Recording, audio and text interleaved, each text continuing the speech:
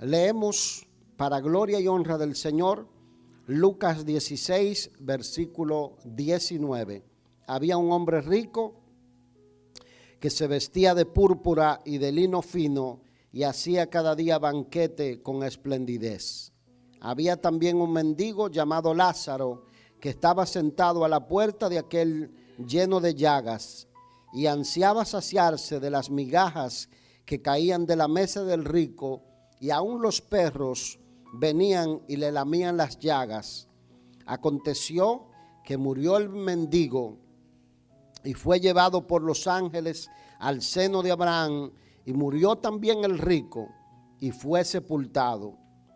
Y en el Hades alzó sus ojos estando en tormentos y vio de lejos a Abraham y a Lázaro en su seno. Entonces él, dando voces, dijo: Padre Abraham, ten misericordia de mí y envía a Lázaro para que moje la punta de su dedo en agua y refresque mi lengua, porque estoy atormentado en esta llama. Pero Abraham le dijo: Hijo, acuérdate que recibiste tus bienes en tu vida y Lázaro también males, pero ahora este es consolado aquí y tú atormentado. Además de todo esto, una gran cima o un gran abismo está puesto entre nosotros y vosotros, de manera que los que quisieren pasar de aquí a vosotros no pueden, ni de allá a pasar acá.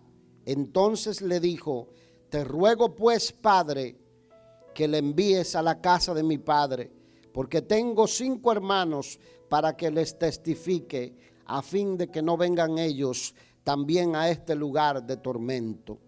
Y Abraham le dijo: A Moisés y a los profetas tienen, óiganlos. Él entonces dijo: No, Padre Abraham, pero si alguno fuere a ellos de entre los muertos, se arrepentirán. Mas Abraham le dijo: Si no oyeren a Moisés y a los profetas, tampoco se persuadirán, aunque alguno se levantare de entre los muertos. Amén. Voy a hablar bajo el tema un lugar llamado infierno. El Señor Jesús citó la parábola del rico y Lázaro para darnos una comprensión de lo que es este lugar que algunos hacen llamar como la prisión de Dios, o el lugar donde van a ir los perdidos.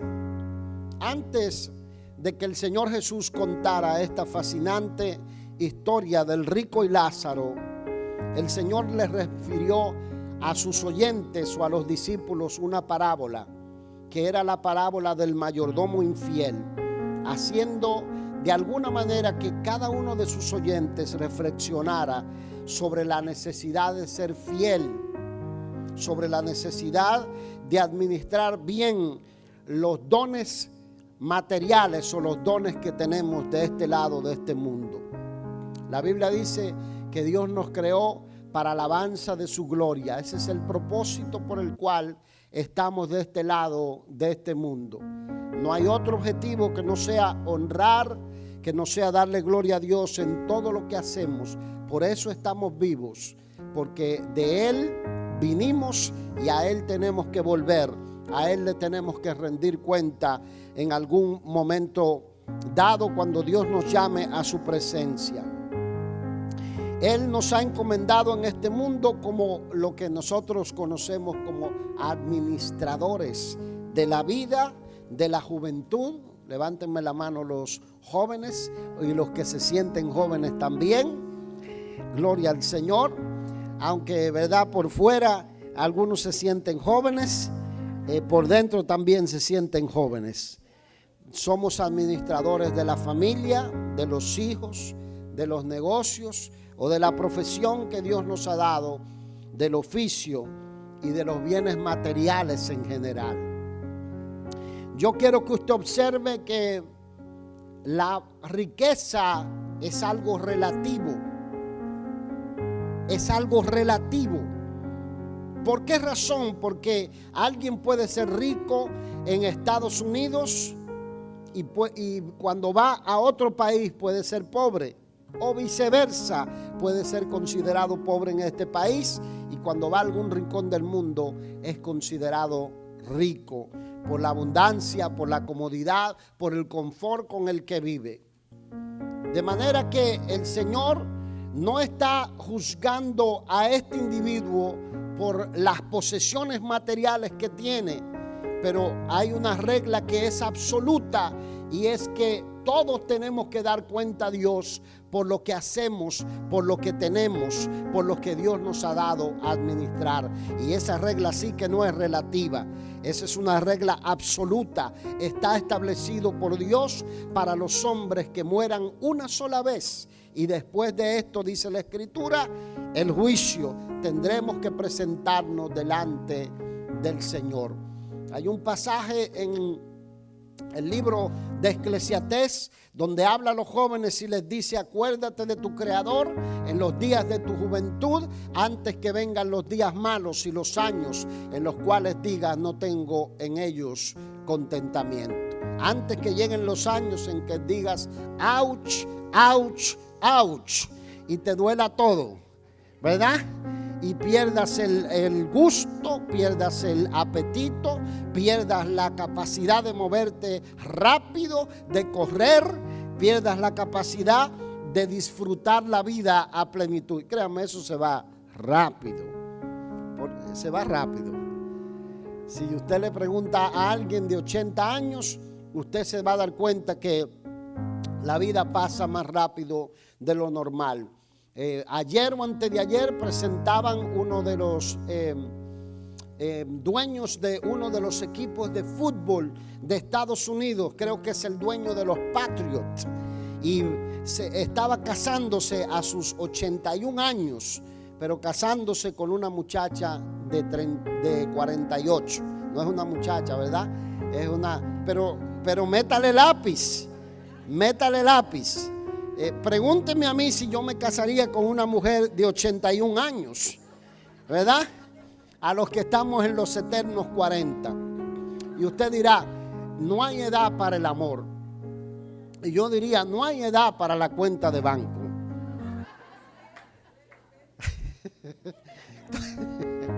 Sí.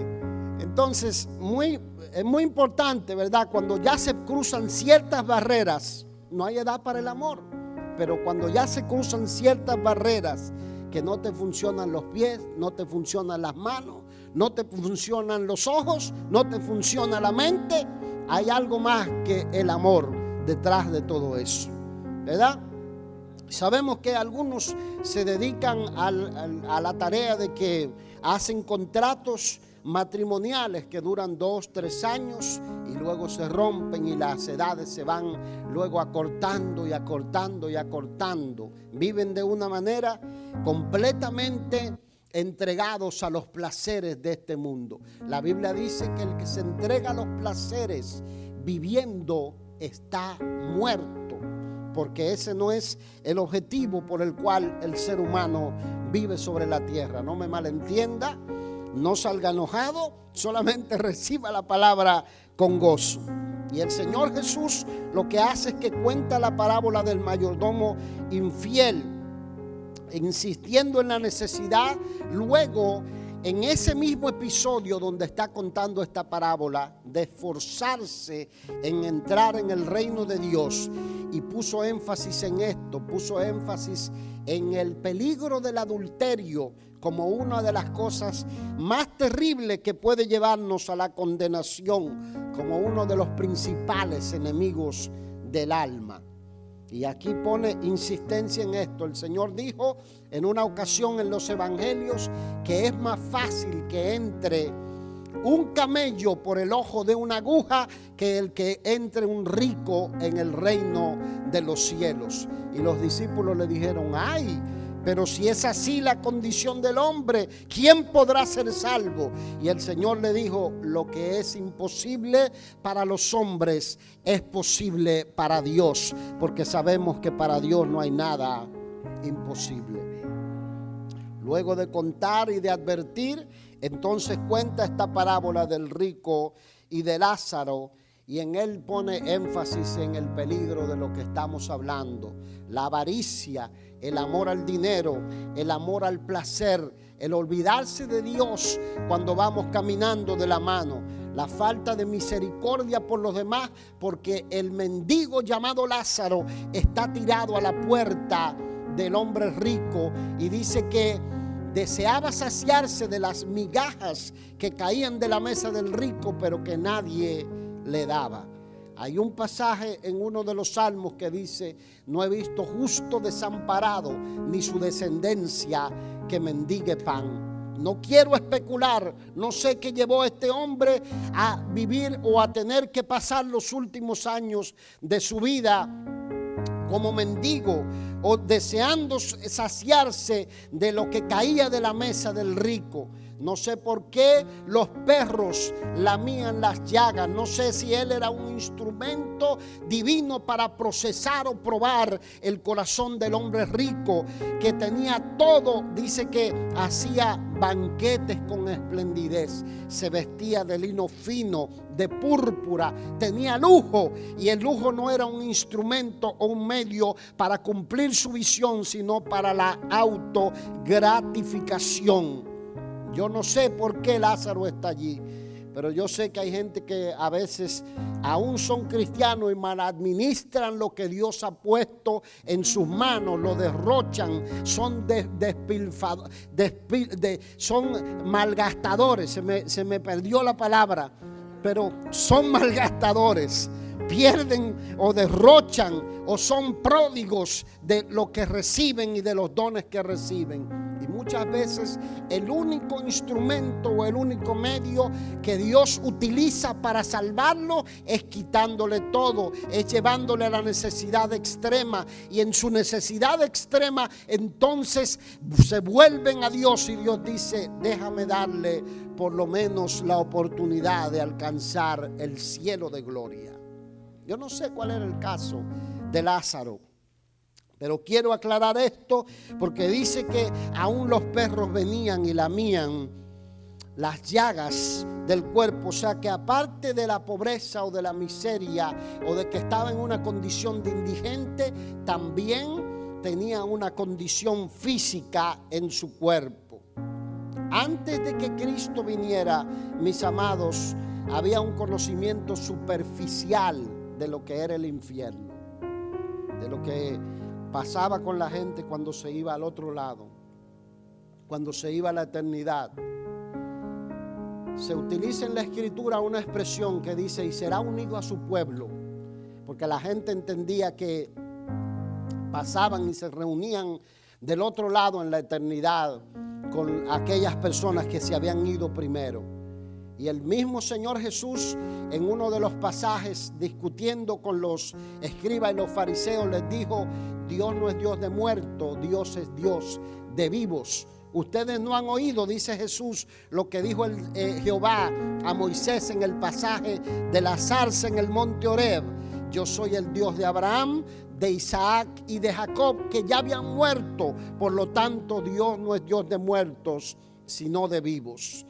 Con esa esperanza en el corazón de los creyentes morían.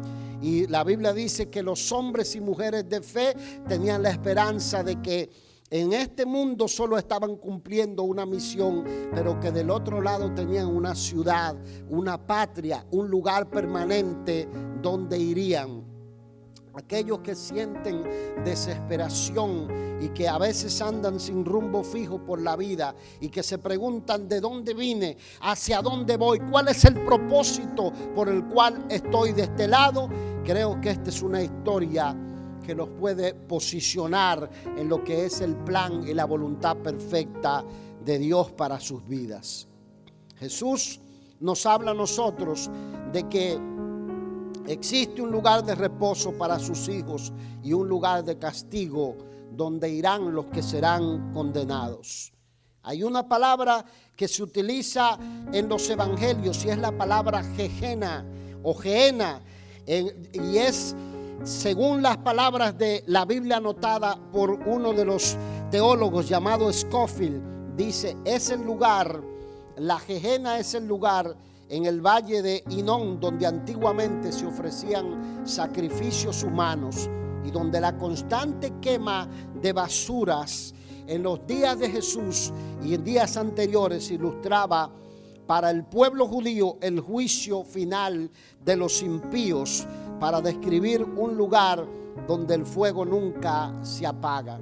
Todas las veces que esta palabra es mencionada, la palabra Gehenna, diga conmigo, Gehenna. Cada vez que esta palabra es mencionada por Jesucristo en los evangelios, lo hace con el objetivo de advertir las consecuencias que el pecado puede traer en el momento final de la vida.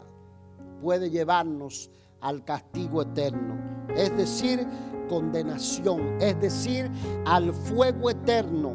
En Marcos capítulo 9, el Señor le dice que cualquiera que haga tropezar a uno de los pequeñitos que creen en Él, es mejor que se le atara una piedra de molino al cuello y se le tirara al mar. Porque es mejor, oiga, evitar el hacer tropezar a aquellos pequeñitos. Y dice, si tu mano, tu pie te es ocasión de caer, córtalo y échalo de ti, porque te es mejor entrar al cielo siendo cojo o siendo manco, que teniendo tus dos manos y tus dos pies ser echado en la Gehenna, en el infierno, dice, donde el fuego nunca se apaga y el gusano no muere. Y eso es una metáfora para ilustrar que tenemos que tratar con aquellas cosas que están escondidas en el alma, aquellos pecados que consentimos y que los dejamos estar allí, o aquellas cosas que sabemos que desagradan a Dios y que las hacemos voluntariamente, aquellas cosas que hacen que la comunión con Dios se rompa de nuestras vidas, aquellos vicios contra naturaleza que a veces dejamos que se queden allí, que estén escondidos, que solamente tú y Dios lo saben, pero que tú no lo tratas. Dice, mejor te es sacarte el ojo y entrar en el cielo siendo tuerto o siendo ciego, que teniendo tus dos ojos ser echado en la Gehenna o en el infierno de fuego. Es como el Señor lo pone, y Él dice, donde el gusano no muere y el fuego nunca se apaga. O sea, es seria la cosa. Dígale al que está a su lado, es seria la cosa.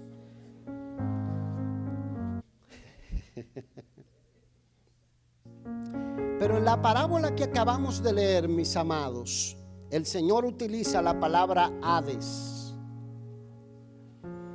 Hades es un equivalente, la palabra griega Hades es un equivalente al hebreo Seol o Sheol, que es utilizado en el Antiguo Testamento para describir el lugar donde van a parar los que viven sin Dios en este mundo. Entiéndame lo que le estoy hablando. Los que viven sin Dios en este mundo.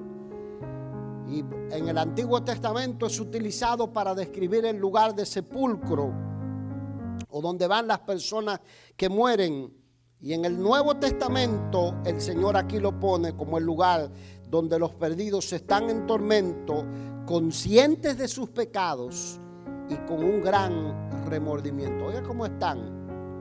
Número uno, en tormentos, están conscientes de sus pecados y tienen gran remordimiento por el mal que han hecho, por el pecado. Los que se preguntan, ¿me recordaré? Sí que te vas a acordar de que le echaste cianuro a la suegra. ¿Me recordaré? La bendición del cielo es que no me recordaré. Y que si me encuentro a mi suegra le digo, era hasta que la muerte nos separe. Pero aquí dice el pasaje que están en remordimiento.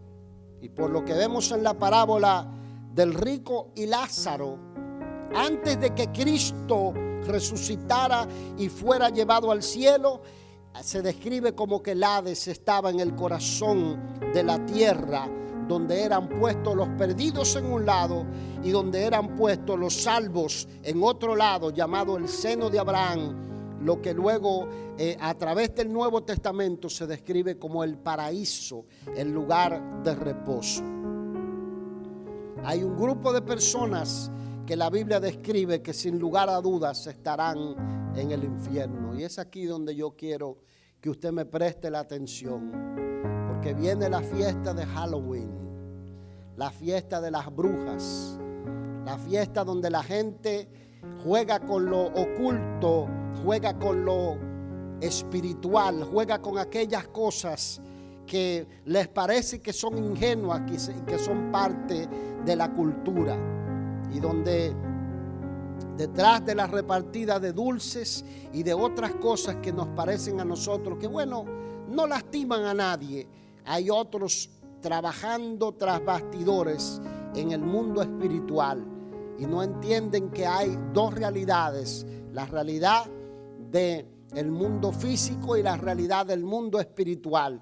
Y que la Biblia dice que en Deuteronomio 18 no debe haber entre nosotros quien practique adivinación, ni sortilegio, ni magia, ni quien consulte a los muertos, porque esto es abominación delante de Jehová cualquiera que hace y practica estas cosas. Y practicar este tipo de cosas tiene una faceta, una gama bien diversa que nosotros tenemos que estar conscientes. Sea que te dijeron, mira, la vecina mía, ella trabaja con Dios. Es más, ella tiene la Biblia abierta en el Salmo 91, pero ella, bueno, te hace el trabajito para que vuelvas loco a ese hombre. Y eso no va a dañar a nadie. O esa vecina, no, ella lo que hace es que soba, porque son más panaderos, son más sobadores que los panaderos. Aleluya, gócese ahora. Porque yo he oído a algunos que los llevan y lo primero que le dicen es, sácate la ropa. Dicen, no, pero lo que me duele es el codo. No, pues yo trabajo con la ropa quitada. ¿Y qué diablo es eso? El Señor los reprenda. Inmorales, perversos, porque el diablo es un inmoral, un perverso. Y algo que hemos aprendido es que el diablo no quiere compartir, no quiere él solo irse a la condenación. Él quiere compartir la oscuridad de las tinieblas, el castigo eterno con aquellos seres que Dios ha creado a su imagen y su semejanza, que somos nosotros, aquellos por los cuales el Señor envió a su Hijo para derramar su sangre en la cruz del Calvario y darnos la oportunidad del perdón y de la redención que los ángeles no tienen, que el diablo no tiene, que los demonios no tienen, que los ángeles caídos no tienen. Nos ha dado la oportunidad de poner la fe en Jesús y recibir la vida eterna y tener un boleto seguro para estar en la presencia del Señor cuando Dios nos llame a su presencia o cuando suene la trompeta para que vayamos a la presencia del Señor. El diablo odia la felicidad del ser humano. El diablo odia la salvación eterna que Dios nos ha dado. El diablo odia los dones de la vida, los dones de la juventud. El diablo odia la felicidad de las familias. El diablo odia el plan y el propósito que Dios tiene sobre tu cabeza y tratará de cualquier manera con lo que parece ingenuo, y de ahí te va a llevar de lo ingenuo a lo más profundo, y de lo profundo te va a hundir en el escalón más bajo al que pueda descender un ser humano, por medio de la brujería, de la hechicería, del sortilegio, del ensalme, los que practican el ensalme, los que hacen oraciones y dicen, no, yo te paso el huevo, pero el huevo te lo paso es con una oración de bendición que me enseñó mi abuela o mi abuelo. Reprenda al diablo, que los brujos, los hechiceros, los santeros, los paleros, los que practican brujería, adivinación, la Biblia dice que no heredarán el reino de Dios. Ahí, sin lugar a dudas, varias personas que la Biblia describe que estarán en el infierno. Y no solo en el infierno, mis amados. La Biblia dice que serán arrojados en el lago de fuego, que arde con fuego y azufre. Porque la Biblia enseña que luego la muerte y el Hades, yo le dije que es la morada donde están los perdidos, dice que serán al final arrojados en el lago de fuego que arde con fuego y azufre, que fue preparado para el diablo y sus ángeles. Porque Dios no preparó el infierno para el hombre, lo preparó para el diablo y sus ángeles. El Señor sí preparó el cielo para el hombre, porque Él dijo: voy pues a preparar lugar para vosotros, Juan 14, para que donde yo estoy, ustedes también estén. Y si me fuere y os preparare un lugar, vendré otra vez y os tomaré a mí mismo, para que donde yo estoy, vosotros también estén. Miren el Dios bueno, precioso, maravilloso que tenemos. Que Dios, lo más preciado que tenía, a su Hijo Jesucristo. Y el mismo Cristo dijo: me voy a preparar un lugar para ustedes. Pero Apocalipsis 21, versículo 8, nos dice a nosotros que los cobardes e incrédulos, los abominables y homicidas, los fornicarios y hechiceros, los idólatras y todos los mentirosos tendrán su parte en el lago que arde con fuego y azufre, que es la muerte segunda. Escuche la lista, porque dice aquí que dice los abominables, los que practican aquellas cosas, dice la Escritura. Dice los hechiceros, dice los idólatras, y la lista es diversa: los que practican inmoralidad sexual. ¿Por qué el diablo quiere cortarle los genitales a nuestros niños? ¿Por qué el diablo tiene gente promoviendo videos en las redes sociales para que traten con lo que ellos llaman gender dysphoria? Porque el diablo sabe que los que practican abominación y prácticas de inmoralidad tendrán que ir al lugar de castigo, al lugar del infierno. Por eso el diablo trabaja en la mente de la gente, haciéndole confundir, diciéndole: tu niño nació así, córtale los genitales. Apocalipsis 22:15 dice: mas los perros estarán fuera, y los hechiceros, los fornicarios, los homicidas, los idólatras y todo aquel que ama y hace mentira. Además de esto, mis amados, Jesús en su ministerio terrenal citó varios tipos de personas que estarán en el infierno. Número 1, los que odian a su prójimo, los hipócritas religiosos, los moralistas que se justifican a sí mismos diciendo: yo no necesito un salvador porque yo no robo, yo no mato, yo no tomo, yo no hago aquello, yo no hago lo otro. La Biblia dice que estarán en el infierno porque creen que por su bondad serán salvos. Los asesinos, los ladrones, los codiciosos, los avaros, los vanagloriosos, los soberbios, los altivos, todos están en esta categoría terrible que la Biblia menciona como hechiceros, como inmorales o como fornicarios. Los homicidas, los idólatras, los que aman y hacen mentira. Aquí está la lista puesta bien clara, porque se niegan a oír la palabra de Dios, se niegan a recibir la palabra de Dios, argumentan con la palabra de Dios, hacen lucha libre con la palabra de Dios. La palabra de Dios dice: hazlo de esta manera, y ellos dicen: no, pero a mí me parece que lo tengo que hacer de esta manera. Batallan y cierran sus corazones al llamado de Dios y son usados como instrumentos de maldad para tratar de detener el bien en el mundo e infligir mal a las personas. Detrás de toda esta fiestecita que parece ingenua, el poder del diablo se abre. Acuérdenselo algunos de los mensajes que yo mando en Navidad, porque también hay una corriente de la iglesia que trata de detener lo que es la celebración de la fiesta de Navidad, y dicen: Jesús no nació en diciembre, pero son los primeros que se ponen el capuchín del diablo en Halloween, o que salen con vestidos de serpiente o vestidos de asesinos seriales. Acuérdense los mensajes mientras nosotros celebramos, sin importar la fecha en la que el Señor nació, la Navidad.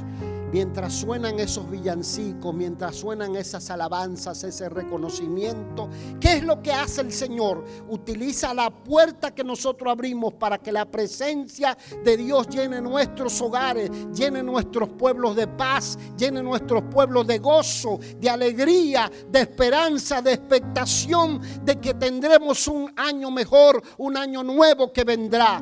Pero detrás de toda esta celebración de la oscuridad, de las tinieblas, abrimos portales a los demonios. Hay espíritus que entran en la vida de las personas, espíritus que salen de otros y se meten.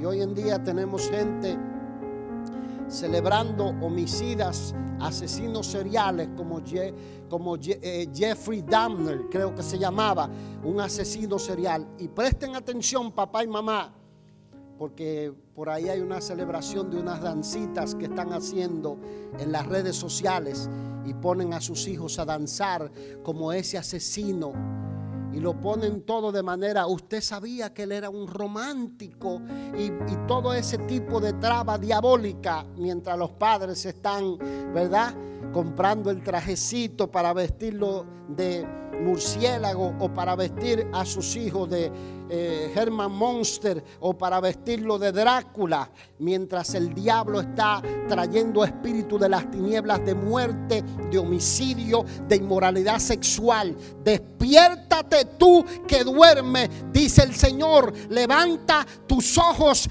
y levanta intercesión, porque el diablo sabe que le queda poco tiempo y la Biblia dice que ha descendido a la tierra con gran ira. Toca al que está a su lado y dígale, esto es para ti. Póngase serio. Gloria al Señor.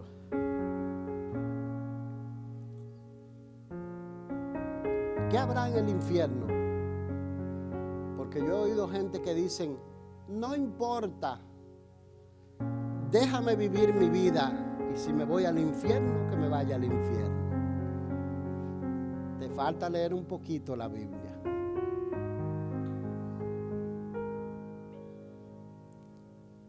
Yo no sé cuántos recuerdan la serie de pandillas que había en algunas de las ciudades de Nueva York, de Miami, donde estaban los Latin King, los Mau Mau. Ninguno de nosotros se iría a vivir a una de esas zonas rojas de los pueblos de nuestras ciudades. Ninguno de nosotros, teniendo la oportunidad de salir de esos lugares, permaneceríamos allí. Ninguno de nosotros parquearíamos nuestro carro en una de esas zonas de la ciudad y le dejaríamos la llave adentro y a nuestros hijos adentro, porque sabemos que los matarían, los abusarían, los dañarían. El infierno es un lugar donde habrá odio, donde habrá egoísmo, donde habrá abuso violento, donde habrá burla, habrá acusación, habrá remordimiento, habrá regret, habrá tristeza sin precedente. Los que practican sorcery irán a las cavernas del infierno. Estoy hablando el lenguaje que hablan los muchachos. Pedro enseña, mis amados, que el infierno es una prisión de oscuridad de donde nadie puede salir. Para los que no se atreven ni siquiera a dormir con las luces apagadas. ¿Cuántos saben que todos tenemos algún temor? ¿O usted no tiene ningún temor? Si yo empiezo a hablarle de los temores que tienen, algunos le tienen miedo hasta a las arañitas. Es más, a las cucarachas, a los sapos. Todos tienen un temor a algo. A la suegra, no, a la suegra no. A la nuera, ya viene. Todos tienen un temor a algo. Todos tenemos un temor a algo. Imagínense lo que es compartir la más profunda oscuridad de las tinieblas con ángeles caídos. Yo he tenido que ministrar a personas poseídas por espíritus, por demonios. Y los he visto como el diablo, cuando los toma, los retuerce. Le tuerce las coyunturas. Los hace experimentar dolor físicamente.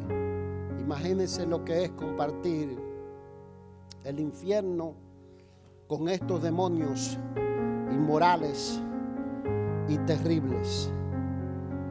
La Biblia dice que el rico, estando en tormentos, alzó sus ojos y miró a Abraham y miró a Lázaro y le dijo: Padre Abraham, permite que Lázaro moje la punta de su dedo y la ponga en mi lengua.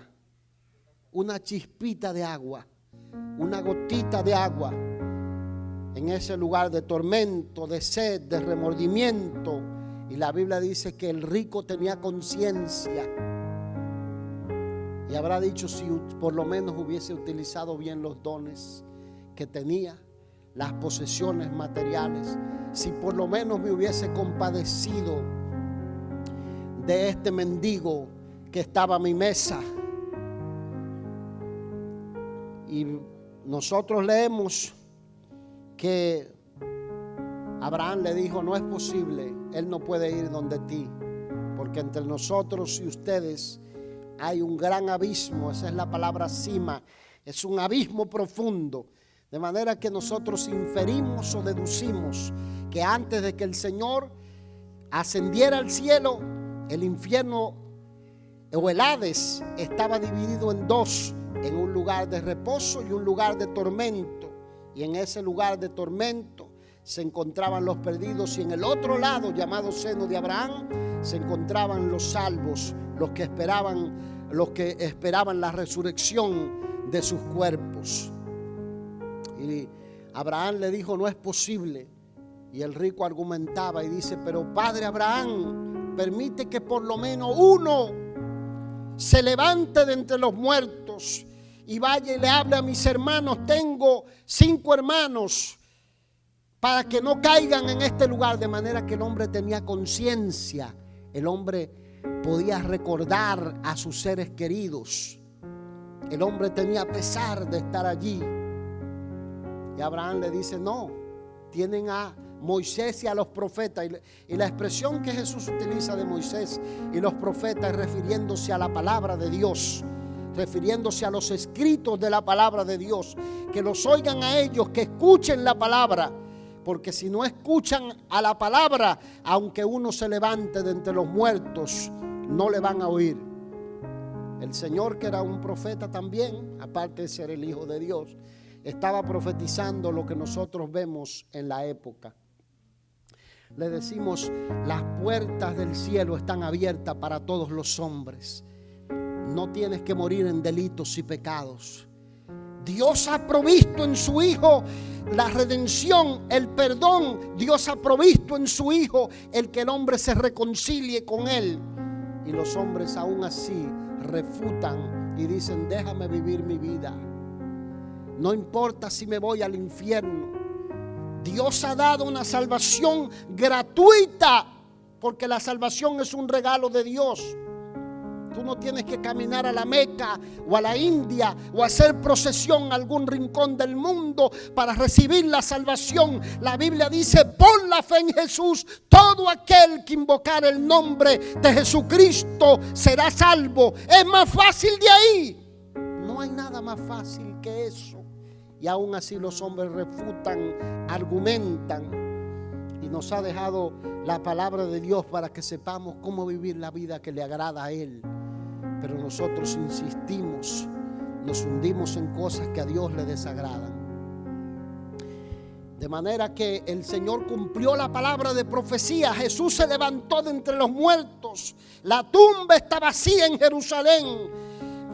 cientos y miles de cristianos han marchado en las páginas de la historia predicándole a todos los hombres que Jesús vive, que Él ha prometido que nos dará un cuerpo glorificado como el de Él, que nos levantaremos de entre los muertos un día para vivir una vida victoriosa, y aún así no le han creído. Aún sabiendo que el hombre es como la hierba que perece, aún así no aceptamos el llamado y refutamos. De manera que se cumplió la palabra, se cumplió lo que Jesucristo había dicho. Pero mis amados, hay algo que para mí es poderoso cuando se trata de estos pasajes, y es que yo digo que el mayor castigo del infierno no será el diablo, ni serán los demonios, ni será el fuego, ni será la sed, sino la ausencia de la presencia de Dios. Porque no hay nada más terrible que tener ausencia de la presencia de Dios. Los que han pasado por estados de ánimo como la depresión, y la depresión los hunde, saben lo que es experimentar el sentimiento de soledad, el sentimiento de no sentir afinidad con alguien, de no poder disfrutar la vida, de sentir, ¿será que esto tiene sentido? Y algunas veces el diablo viene e invade la mente y le dice: la solución es quitarte la vida, cuando el diablo sabe que lo que le espera después es la condenación del infierno. Porque la Biblia dice: no matarás. Y eso incluye el suicidio, porque es la muerte o el asesinato de la persona misma. Los que han experimentado ese sentimiento saben lo que es sentirse vacío, como en una caja oscura. Eso es una representación pequeña de lo que es no tener la presencia de Dios en la vida. Porque la presencia de Dios te hace disfrutar la sonrisa de tu hijo. La presencia de Dios te hace disfrutar la comida, por simple que sea. La presencia de Dios te hace disfrutar la salida del sol o la puesta del sol, o mirar la luz de la luna y de las estrellas. La presencia de Dios te hace te da el deseo de vivir. Cuando el día está mal, tú dirás: mañana será otro día y tendré un día mejor, porque todavía Dios sigue en su trono, está vivo y veré su gloria. Gloria a Dios. Lo más terrible será la ausencia de la presencia de Dios. Con esto cierro. La Biblia dice, Apocalipsis capítulo 20, por los versículos 15, por ahí ustedes tienen que buscarlo. Pero Apocalipsis 20 dice que Juan vio un gran trono blanco, delante del cual huyó el cielo y la tierra. Y dice que vio una gran multitud y no se halló lugar para ella. Y vi a Dios, dice, en su trono, y vi los muertos grandes y pequeños delante de Dios. Y fueron abiertos los libros, dice. Y yo digo, fueron abiertos los iPads. Y dice, y fueron juzgados los muertos, dice, y la mar, dice, la muerte, el Hades, entregaron sus muertos. Y cuando se abrieron los libros, los muertos fueron juzgados según sus obras, según sus hechos. Y dice, la muerte y el Hades fueron lanzadas al lago de fuego. Y el que no se halló inscrito en el libro de la vida fue lanzado al lago de fuego que arde con azufre, que fue preparado para el diablo y sus ángeles. Y dice el pasaje, y serán atormentados por los siglos de los siglos. Cuando la Biblia utiliza la expresión los siglos de los siglos, ¿sabe a qué se refiere? Se refiere a la honra, a la gloria, al honor, al reconocimiento que se merece Dios, porque debe ser adorado por los siglos de los siglos. De manera que cuando alguien elige vivir para los placeres, vivir para el pecado, hundirse en la oscuridad, hundirse en el ocultismo, hundirse en la inmoralidad, hundirse en la depravación, la Biblia dice que serán juzgados por los siglos de los siglos y castigados por los siglos de los siglos. Yo no sé usted, pero yo no quiero estar ahí. Yo no quiero ir ahí. Y por eso el creyente todos los días tiene que morir a sí mismo y pedirle a Dios y decirle: Señor, quiero vivir para ti. Ayúdame. Porque la Biblia dice que nuestra propia fuerza no podremos, pero que todo lo podemos en Cristo que nos fortalece. Hay 3 sentimientos que deben invadir el corazón del creyente ante la realidad de que existe un lugar como este de castigo. El primer sentimiento es un sentimiento de amor. El amor de haber conocido al Señor y de saber que otros corren el peligro de ir a este lugar de castigo. Ese sentimiento debe movernos a testificar. Toca al que está a su lado y dile: tienes que testificar. Tienes que hablar de Jesús a otros. El segundo sentimiento es el sentimiento de justicia, porque sabemos que Dios es un juez justo y que no puede ver el mal y tiene que pagar al malo conforme a sus actos. Hitler, Stalin, todos los dictadores malvados de la historia, los asesinos seriales, los que hacen la dancita esa de Jeffrey Dahmer, tendrán que ser castigados por Dios. Así que reprendan al diablo. ¿Están oyéndome, muchachos? Reprendan al enemigo. Dios es un juez justo, y como juez justo no le puede preguntar y decir: ¿cuántos mataste? Yo solo maté 5. ¿Y tú cuántos mataste? Yo solo maté 3 y eran malos. Bueno, yo soy tan bueno que a ti porque mataste 5 te voy a tirar al infierno, y a ti porque los que mataste eran tan malos te voy a dejar vivo, porque eso lo haría un juez injusto. No, la Biblia dice que la paga del pecado es la muerte. Cristo murió por nuestros pecados. El último sentimiento es un sentimiento de obediencia, al saber que Dios no nos dejó correr por esa suerte fatal de ir al infierno. De ir a un lugar como este, debe movernos en amor a obedecerle, amarle, a sacar los ídolos, a dejar que el Espíritu de Dios trabaje en aquellas áreas de la vida que nos cuesta rendirle. Dejar que Dios se meta a nuestros asuntos y sea Él quien nos dirija. Creo que la noticia más maravillosa sobre esta enseñanza del infierno es que los creyentes no vamos a estar allí. Porque la Biblia dice que no hay condenación para los que están en Cristo Jesús, los que no andan conforme a la carne, sino conforme al Espíritu. La mejor noticia es que inmediatamente el creyente cierra los ojos. La Biblia dice: son llevados por los ángeles al paraíso de Dios.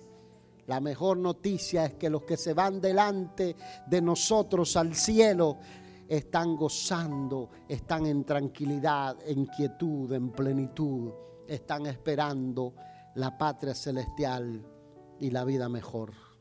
¿Dice amén? ¿Recibe la palabra?